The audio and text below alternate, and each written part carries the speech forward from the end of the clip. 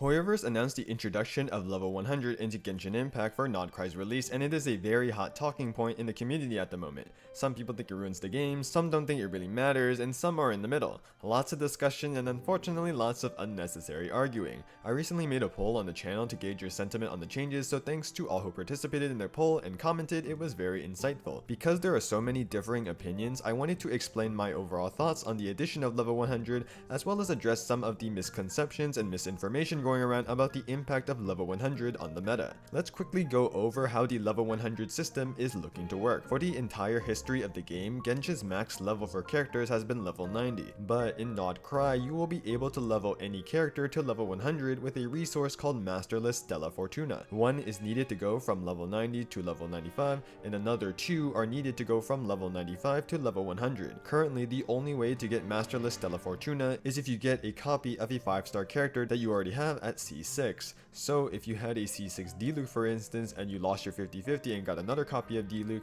now you'll get the 25 Masterless Star Glitter you would normally get and 1 Masterless Stella Fortuna. And HOYOMiX is retroactively giving accounts Stella Fortuna if you got C6 plus characters before the update. So in a way, a level 95 character requires C7 Diluc and level 100 requires C9 Diluc. This system is undoubtedly expensive and only accessible for a few players, but how does leveling a character to level 100 actually change a character's strength? Increasing character level does 3 main things. First, the defense bonus changes in the damage formula. If your characters are lower in level than the enemy, they will deal slightly less damage, and this is the defense bonus. So increasing a character level decreases the level difference between higher leveled enemies, making them deal more damage. This does matter more in harder content like Stygian Onslaught that have high level bosses, but overall this change is the least important one. The second more important damage buff comes from the characters getting increased base stats from increasing in level. How many stats a character gets is unique for each character, since every character has a different ascension value and level multiplier which determines how many base stats they get. HOYOMiX does have the correct level 100 base stat value for each character, so if you're interested you can check it out yourself. For level 95 you can estimate it to be about half the increase. The important thing to note is that usually when people talk about which characters to level to 90, the general recommendation is to prioritize leveling HP scalers first because they gain more HP from leveling and attack scaling characters don't get as much base attack from leveling. However, HOYOMiX has taken this into account in the base attack increase from level 90 to 100. The base attack increase is higher than normal, making it so that there isn't that much of a difference between leveling an HP scaler or an attack scaler to level 100. But the change with the biggest impact is to the base damage multiplier to transformative reactions. Reactions like Hyper Bloom scale with character level, and assuming the scaling follows the same trend,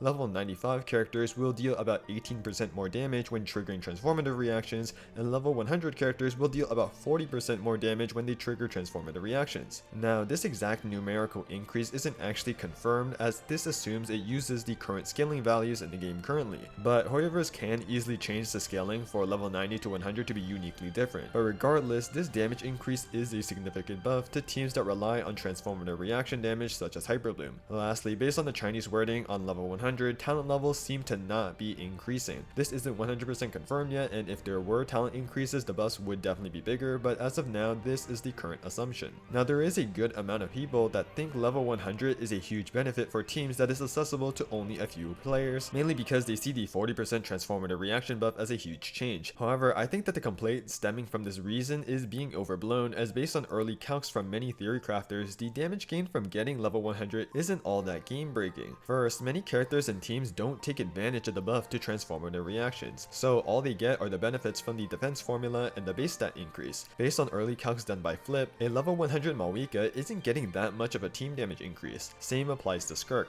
4k DPS increase is cool and all, but not very impactful considering you need 3 extra 5-star constellations for it, and all other attack scalers should follow a similar pattern. HP scalers like Malani are also looking to gain a similar slight damage increase. So overall, teams that don't rely on transformative reactions are just looking to gain about a 3 to 5% increase in team DPS, or around plus 5k DPS from the calcs I showed from Flip. It's a nice increase for sure, but definitely not game changing. Most of the bigger team buffs are for teams that rely on transformative reactions. However, a lot of people are sharing the 40% damage increase and describing it as some insane buff to teams that only whales have access to, making it sound like teams are getting buffed by 40%. And this is a very big misconception and misleading statement that is being shared around. Assuming the formula for the scaling doesn't change, yes, transformative reactions will get a 40% damage buff if a character triggering it is level 100, but a team's damage damage is never 100% transformative reaction damage, so a team is never getting a 40% damage buff. Even in one of the most extreme scenarios, a Hyper Bloom team with just the Electro character as level 100, since they will trigger all the Hyper Bloom reactions, Hyper Bloom is not the only damage from the team. There is a good amount of damage coming from the off-field supports. As a result, based on early calcs done by Valfi, a Llama Hyper Bloom team with EM Raiden will get a 20% team damage buff with a level 100 Raiden. Now 20% is a significant buff to a team, but this buff also doesn't matter in the grand scheme of things. Why, you may ask? Because you have to consider the context of which players actually have access to level 95 and 100 characters. You need 5-star characters past C6 in order to level characters past level 90. Players who can do this are either large spenders or free-to-play and lower spenders who have played a long time and are pretty invested in the game. In both cases, these accounts very likely have strong top meta teams on top of investment like signature weapons and constellations, and these top meta teams generally don't rely on transformative reactions but mainly talent multipliers. So even though these players can now buff their Hyper Bloom team by 20% for a 120k DPS team, the buff isn't as impactful for these players since they likely have invested in other teams that are already as strong or even better. While teams like Hyper Bloom do get a large buff, when considering the context of increased level investment, this buff isn't very meta changing at all, but just buffing teams like Hyper Bloom to be more competitive to the other meta teams. One of the biggest criticisms of the level 100 system is that it is only available for a few people. This of course is true as most people don't have over C6 of a character, but is a character buff limited to a few players necessarily a bad thing? At its core, Genshin's level 100 system allows a player to make a character stronger by getting extra copies of a 5-star character. That system already exists and it's the normal constellation system. You get an additional copy of a character and they get stronger, and for limited characters this is generally restricted for people who spend more, and this principle isn't necessarily bad. In a way, you kinda have to treat level 100 as getting an extra constellation of a character for a damage increase, or like if you're triple crowning your favorite character as just a special minor buff or just a visual novelty that you can give to your favorites. The other big concern is HOYOverse balancing around level 100 characters. While I agree this would be a very worrying decision, I don't think this will be happening. On top of the damage buffs being relatively minor for most teams, Genshin has already made a difficulty mode that is clearly designed for a very small portion of the player base, and that's Dire Stygian Onslaught. There is already a separate piece of content for the spenders and longtime players, and with how restricted the level 100 system is, it is clearly intended for a similar group of people. The rest of the content is still designed for the rest of the player base, and while other content like the lower difficulties of Stygian Onslaught and Spiral Abyss will probably definitely get harder, that will be more because of standard power creep rather than the buffs from level 100. And there are some benefits to this level 100 system that arguably make it a positive change. It doesn't require any additional materials to get level 100, so there won't be yet another big resource dump of Mora or XP books. And importantly, it fixes the issue of getting past C6 of a 5-star character and standard 5-stars in general being relatively useless before. My account is free to play since day one, and I only recently managed to get a C6 D-Luke. Before, I would be absolutely dreading to get D-Luke again because all that would give me is 25 star glitter, which is basically just 5 wishes. Not really impactful at all. But now I am very excited to get D-Luke again, or another standard 5-star I have high constellations for, because that would enable me to get the resources to level my other favorite characters to level 100. This system gives an actual incentive for standard 5-star characters, making losing the 50-50, which will eventually happen, not a useless investment because it will eventually allow you to upgrade your favorite characters. Now this problem still exists for 4-star characters, but if this system was extended to 4-star characters, you do lose the special novelty of level 100. And considering the frequency of 4-star pulls, this would probably shift all TC to be baseline level 100 characters, which is a gigantic can of worms that I think many people are not ready to open. So ultimately, I do think there is a relatively large overreaction to the introduction of level 100. The damage buffs to teams isn't really impacting the meta, and the idea of only some accounts having access to stronger characters isn't necessarily bad, as the constellation system, which already exists, has the same principle. And it makes losing 50-50s to standard pulls feel much better since there is a real incentive to getting their constellations. But despite all of this, I don't like HOYOverse's implementation of level 100, but not because it's a gigantic buff to teams, not because it's only accessible to a small portion of the player base, but because it takes the place of a system that potentially could have been so much more. If this masterless Stella Fortuna system was added, but they called it something else, maybe like an expanded constellation section in the constellations tab, I really don't think there would be that much drama about it. It would just be treated as a small extra buff to characters reserved for mainly spenders, which, as I've already said, is a system that already exists. But the fact that it's being called and implemented as being able to go past the previous max level of 90 to 100 is, in my opinion, the big issue. I don't think that the idea of only a select group of people having access to something like extra buffs is necessary necessarily bad. But the extra buffs being labeled as leveling to 100 is what really rubs me the wrong way. Leveling and maxing a character is the baseline system of getting stronger in pretty much every game ever. It is a concept so fundamental to gaming. Everyone has access to leveling and everyone is supposed to be able to level to max. By HOYOverse implementing the masterless Stella Fortuna system as leveling to 100, they have restricted such a fundamental system from the majority of players. Imagine if you just look at your characters and all of them just say level 90 out of 100. You just have to ignore it because you can't get level 100. That would be really annoying. They could have called it anything else, and I think I, as well as other people, would be okay with this addition. But calling it leveling past 90 to 100, that just feels wrong. And because this is the system we're getting, it pretty much prevents Genshin from getting an actual proper level expansion accessible for everyone that could have introduced new passives or abilities. And such a system would have changed the entire game while also providing a possible buff outlet for older characters. But now this is no longer on the table. And considering the free constellation system complements the level 100 system, this could be Genshin's current way of buffing older characters, making it potentially less likely of actual direct character buffs in the future. So those are my thoughts about level 100. I don't think it's that big of a deal, it's not really going to change anything, but I do feel like this change wasn't really necessary, and the implementation of this system does remove the potential of other better systems, which definitely sucks. Definitely has its positives, but not the greatest addition in the world. Feel free to let me know if you agree or disagree with my takes, and with that, I hope you all have a wonderful day.